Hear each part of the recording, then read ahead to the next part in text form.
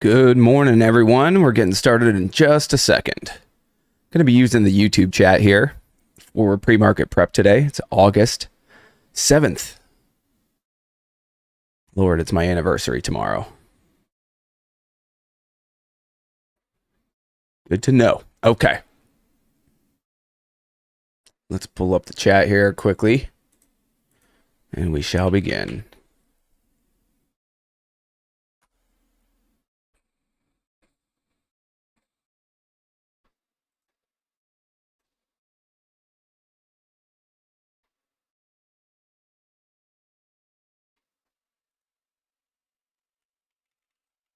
Let's do it, everyone.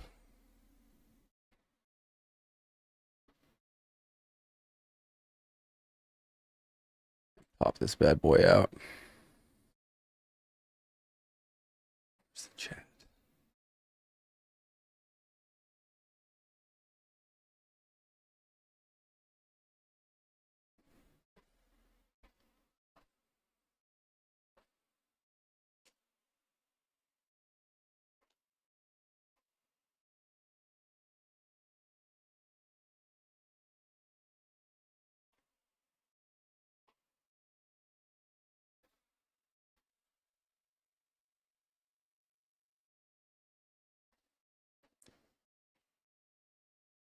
All right.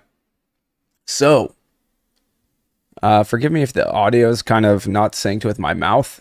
Kind of looks like it's not, but I'll get it fixed next time. So, we've got some big gappers this morning, y'all. As you know, process for me on Monday mornings and every morning is always going to start with overall markets first. So, we got to take a quick stop. We'll see what's going on. I like to just kind of check SPY, the Qs, just kind of as an overall indicator for myself. SPY gapping up a little bit. Weak last week. It was 3 weeks in one sentence. All right. Got a little gap up going on in the SPY, probably the Qs as well. We'll see what happens this week. Really tentative week, right? So kind of keeping that in mind. That being said, small cap was more than decent last week, okay? And as of right now, we've got some pretty decent gappers. VTGN being the biggest, just hit my scan as I was getting prepared to go ahead and do this live stream. Reverse split back June 7th. Okay, they did a 1 for 30 reverse split. So at that time, they were obviously trading less than a buck. They were trading at 30 cents or whatever, 32 cents. They did their split. It's been a long time. They did it back in June. So it wasn't like a quick reverse split pump. They did a split. They've not done a ton of volume. You can see there was some volume post split, but never got going. That being said, they held $1. Their float's 7.8 million according to scans.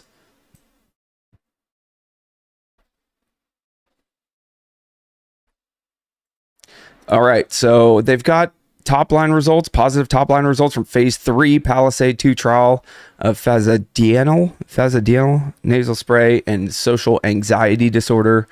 First positive U.S. phase 3 study of an investigational therapy for social anxiety disorder in over 15 years. Statistically significant rapid onset reduction in patient-reported subjective units of distress scale. Blah, blah, blah, blah, blah. Compared to the placebo. Met the secondary endpoint as well. Well tolerated, safe. Blah, blah, blah. Okay. So it's a social anxiety spray, I guess. So like beer in a spray for your nose. I don't know. That's what it sounds like to me. It's just nasal beer. I don't know. Anyways, very extremely positive, huge, amazing reaction. Problem with this, it just went from 250 to 950 in like 2 seconds. Huge volume. There's literally, for me, guys, and my trading style, there's nothing.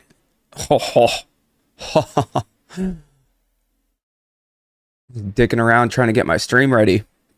That being said, if I didn't, I'm not the type to chase it when a stock pops from 2 to 5 in 3 minutes. I ignore it. That's me. And now that it's gone from 2 to 12, I ignore it. Okay. However, I think it's a huge thing. It's very, very, very important to understand that this type of move is going to ignite biotechs, in my opinion. Okay. We've been seeing a lot of stuff this year, sector momentum. We have not seen biotech momentum in a while. If anything were to create biotech momentum, this is it. Does that make sense, everyone? If you look, and we're going to look through some more filings and stuff like that. Well, not filings. We're going to look through some more tickers. But last week's theme was bottom bouncers, y'all, and multi-day breakouts on bottom bouncers. Okay. Largely based on what happened with Tupperware. The fact that Tupperware went from, and this is really, really important for you guys to understand. The fact that Tupperware went from 50 cents, 70 cents to $6 last week. All right. They're gapping down for now. Then we had Tell, a bankruptcy bounce. They were announcing bankruptcy. I'm sorry, not Tell. What was it? Yell, right? Yell? Yeah. Then we had Yell go from 50 cents after announcing that they are gonna be filing for bankruptcy. They went from 50 cents to $5 last week, right? Over the last week and a half. So it was bottom bouncers. And you guys have to understand that the patterns aren't there all, the patterns they're come and go, but so do the sectors that we're trading, the tickers that we're trading, the patterns and strategies. The price ranges are very, very important. So last week's price range, bottom bouncers, 50 cents to 5 on Yell, 70 cents to 6 on Tupperware. Those are huge multi-day moves, right? And because of that, what was it Friday? Someone remind me. Does someone remember Fridays? I know we had MF. Yeah, MF. There you go. It was MF. You guys are too late. Got to be faster than that. But MF, which is also gapping up this morning, so it's relevant to look at. Multi-day on day 2s for you guys. If this is going to continue today, I need to see it hold pretty much 250. So this 250 area. All right, it doesn't have to be 250 exactly. But day 2 moves, I try not to get too greedy. All I'll look for in MF is a pull 250, 225 area. Maybe a 2 hold, but that's kind of pushing it for me. I'd like to kind of see it hold near Friday's lows, and then I'd look for a push to VWAP, man. Keep it pretty simple. There's still some squeeze, a little bit of meat on that bone. Maybe you can get back to pre-market highs and a breakout on some shares, but that would be my MO on something like MF this morning. Day 2, gap and crap reversal, because it is still gapping up 30% as of this point. Over $1.98. So yeah, that's what I'll look for on MF. But like I said, we've seen these day 2 gappers, man. We've been seeing multi-day runners. MF, I took tempo on Friday based off of MF gapping big and looking for a simp, and hit it really, really nicely. I had a 29-cent average with only 20,000 shares, unfortunately, but a 29-cent average on tempo on the dip because MF was ripping and halting. So I was looking for 30 and 40 cent stocks last week. I still am this week for now. I took that off into VWAP and into 38 cents, 48 cents, and 50 cents, I think, on some shares. It's a really decent trade on Friday live at the Miami boot camp, which was sick, by the way. That was the last boot. We don't have any other boot camps on the docket for now, but to everyone who came, that was awesome. Freaking A. Look at that. So, like I said, all you got to do is chase it when it's up 500%, and then you can make $10 a share. Now, it's for me, anyone who's sitting here with FOMO on that, zero FOMO for me. You know what I'm saying? Snipers in the house. It's great seeing you guys. This kind of stuff gets you all super excited, and it gets me excited too, but not to touch this thing. All right. I hope it goes to $100, because what I was going to say, and the point that I was trying to get to, was that all of these bottom bouncers and stuff, yeah, good and all. And had VTGN not just set off like it did right now, I'd be aggressively looking for the next one. And as you can see, everyone already was. If you look at SVFD, 60 cents already to $1.70 this morning pre-market. Another one to watch, by the way. It's on my watch list. I don't see a PR there. Just to let you guys know, no PR, just a gapper as far as I can tell. On SVFD, no plans for that for now. Maybe if it can hold a buck, maybe push towards VWAP at some point.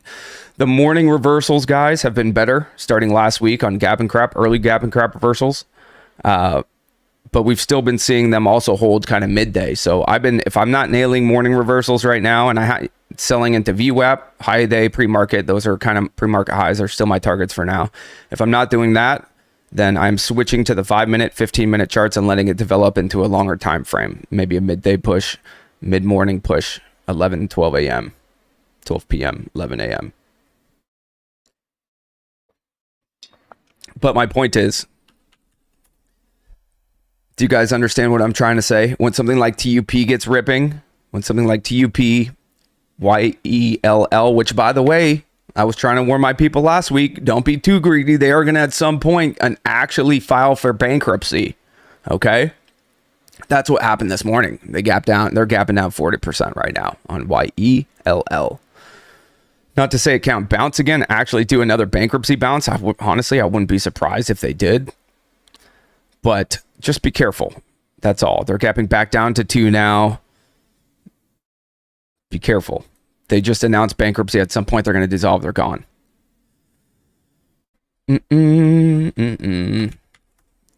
Where should we go next? Where should we go next, guys? I got maybe 2. I had 2, maybe 3 boot camps left in me. For the rest of them, we're probably just going to follow this last one because it was a really cool vibe and just rent whatever the biggest ass house we can is. Have some people stay there, but people can get hotels and stuff like that. Let me know in chat where we should go. I'm trying to figure out the last 3 cities.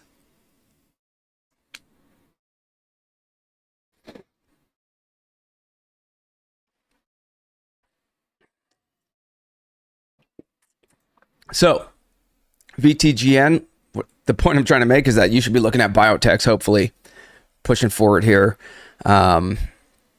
I love when biotech season gets going, but you have to understand that a lot of these biotechs are going to be also funding like phase 2 results, phase 2 studies, phase 3 studies, stuff like that, which gets us to doing some more boring crap, but very relevant. So let's go ahead and do it.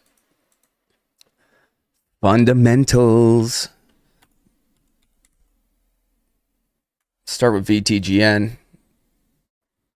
Just because they got through phase 3 does not mean they're not dumping shares today. They've got it at the market with 6.21.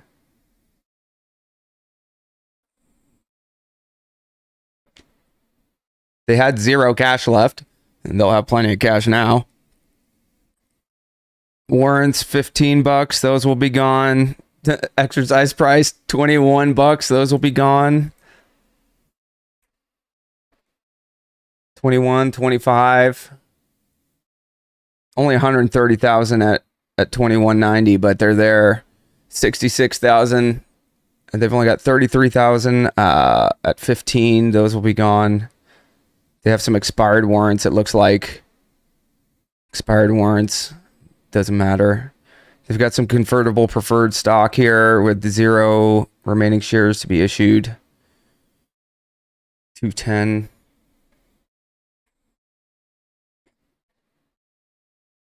They've got 10.4 on the ATM, limited by baby shelf. All right. So, I mean, it's nothing too crazy, but they do. I mean, they've got shares to dump. They've got shares to dump at 22. Only 12,000, like I said. 15, only 33,000. And if you look at the volume here and we get to the chart, we're talking, 500, 300, 200,000 shares per minute candle. So when I look at dilution, I look at it like that. Does that make sense? Okay. Boston. I'll be in Boston actually in a few weeks. Not running my own boot camp, but I will be there. Foxo. Okay. Chicago. Yeah, Chicago would be cool.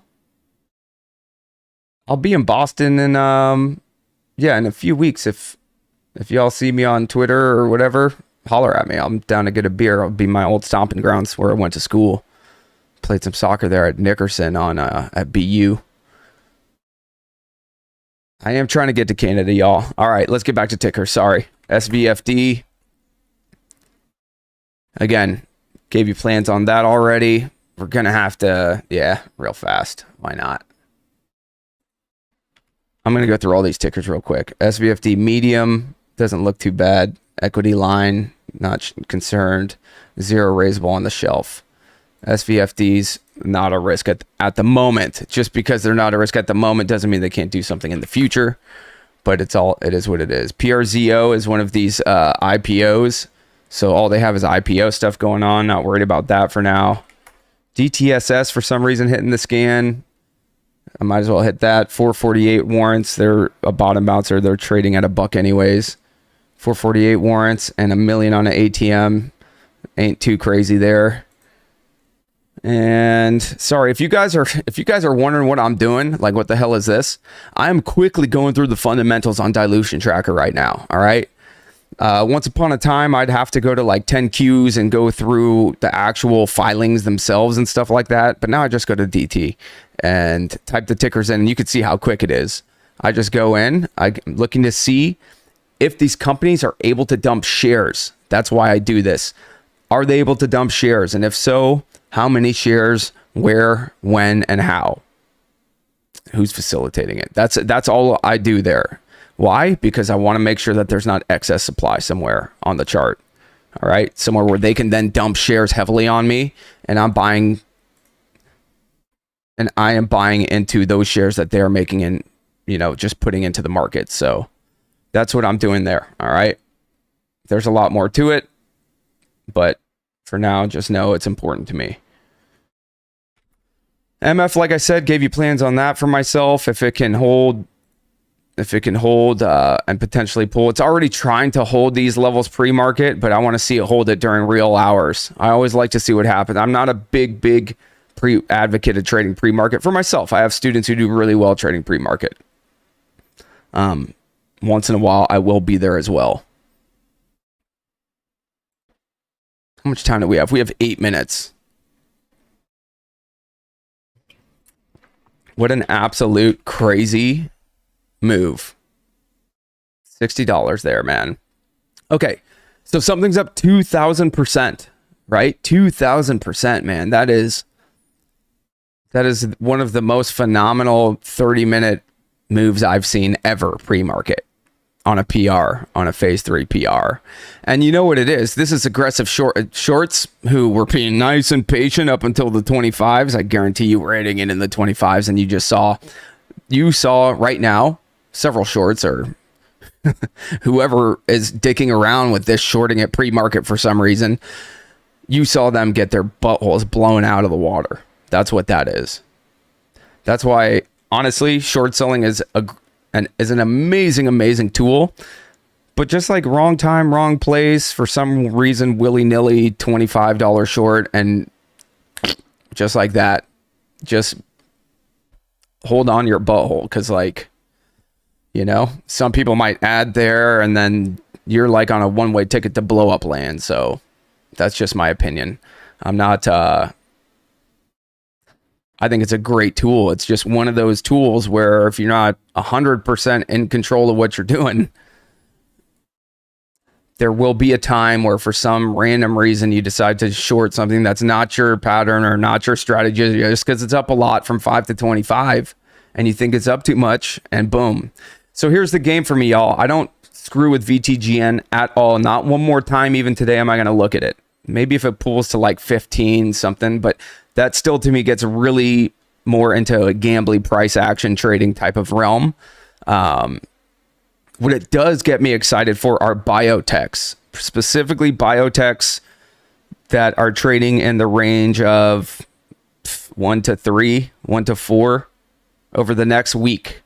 Okay, it might not even be today. But what I'd be looking for on my scan right now are somewhat low float, sub 10 million float biotechs trading between $1 and $5 with PRs on phase 1 or 2 news, phase 3 news. Maybe somewhat recent splits, okay? All I do when I'm trying to find the next sympathy, is I start breaking down tickers. Let's see how close we can get to the main runner as possible. And I have a very good track record of finding them. So that's what the issue is right now. ENVB for some reason popping. We're seeing a lot of kind of crazy. ENVB popped back in May. They had a big run 2 to 7. And now they're up 75 for 40% in the last 5 minutes for some reason. I don't see a catalyst. I'm telling you, this might just be the simp to VTGN at the moment. Biotechs, guys. What did I just say? It's so funny this is happening. I'd be looking for $1 to $3, $4, $5 biotechs. This is how it works. This is how small cap works and how the markets work in terms of sympathy plays. Now, I don't chase them. I got to find them nice and early, but ENVB might be a candidate. If I can get it on a dip this morning, maybe a single or something like that. We're going to see what happens with VTGN. But I'm also going to keep ENVB up. They seem kind of the most simpy to me in terms of biotech and the right price. These bottom bouncers now, yeah, they're fine. You know, the SVFD is fine. But they're not a biotech, so I don't care about them as much. Can still watch them for that single I was talking about earlier, but it's probably not going to be something that I'm watching anymore. Not with VTGN doing this. You have to shift. You have to adapt. That's what the markets are all about, especially when you're trading the lower price stocks, but small, mid cap stocks. And these principles do cut all the way into big cap stocks, but they're just more magnified and much more. This is crazy. Much more volatility. Okay. Look at VTGN. That is just a phenomenal move. 60 back to 25. You know, some schmucks shorted it at 30 and covered at 60. You know, some schmuck bought it at 60 and is selling it right now in the 20s. And for me, I just let it go, see what it's going to do, because that's not something that I can take advantage of with good risk reward at any point in that move. Even if I said, okay, we can risk 5 cents or 10 cents or 20 cents here on VTGN, risking like this consolidation low, okay, at $23, and I'm getting a 23.10 entry. The second you buy that, it could easily, and you can't have a stop pre-market, it could easily pull $5-10 a share. Easily. Okay. And that same candle that just went from 23 to 60, it could have went from 24 to 10 or 9 or 8. Does that make sense, y'all? Just be careful. Both ways, man. You have to have risk management. I don't care what you're doing. You know? Some of my best friends and best traders I know almost exclusively short sell.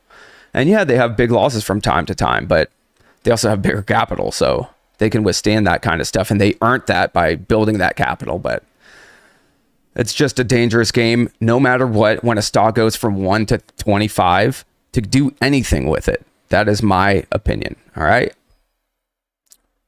That is my opinion. So we've only got about 3 minutes left here for pre-market prep. So first of all, thank you all for joining me this morning.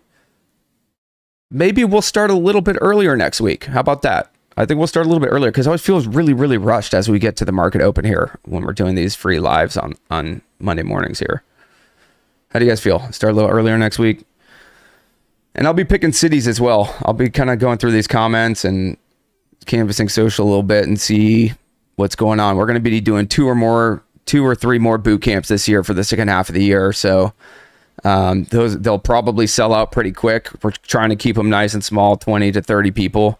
So make sure that you are following, subscribe here, please. If you enjoyed this stream and you're enjoying this free stuff I've been dropping on YouTube, please smash the like button for me. It does help. Make sure you're subscribed and hit the bell notification so you can you don't miss these when I'm going live.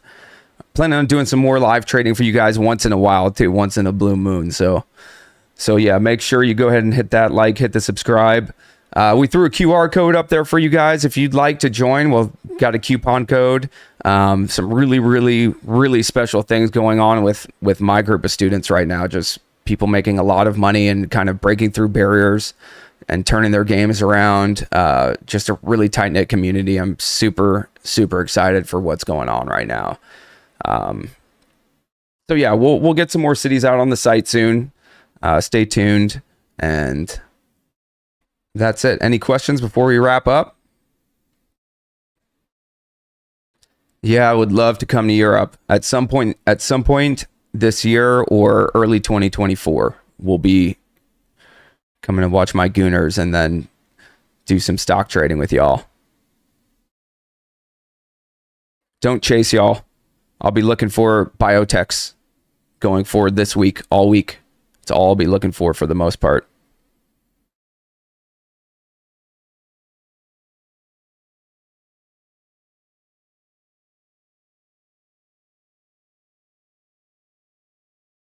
All right, my friends, stay safe out there, stay patient, stay disciplined.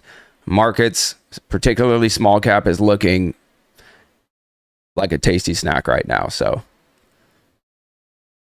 mind your risk, find good risk reward, and be in a singles mentality. Just because everything's running and we have 1,000%, we don't swing for the fences. I don't swing for the fences. I look for singles, and in markets like this, because I'm looking for singles and putting myself in the right places, I end up getting extraordinary amounts of reward from very small risk. Again, by putting myself in the right places as opposed to swinging for the fences. All right. Everyone stay safe out there. Thanks for joining this morning. We will catch you guys next week for free pre-market prep next Monday. So stay tuned. Love you all.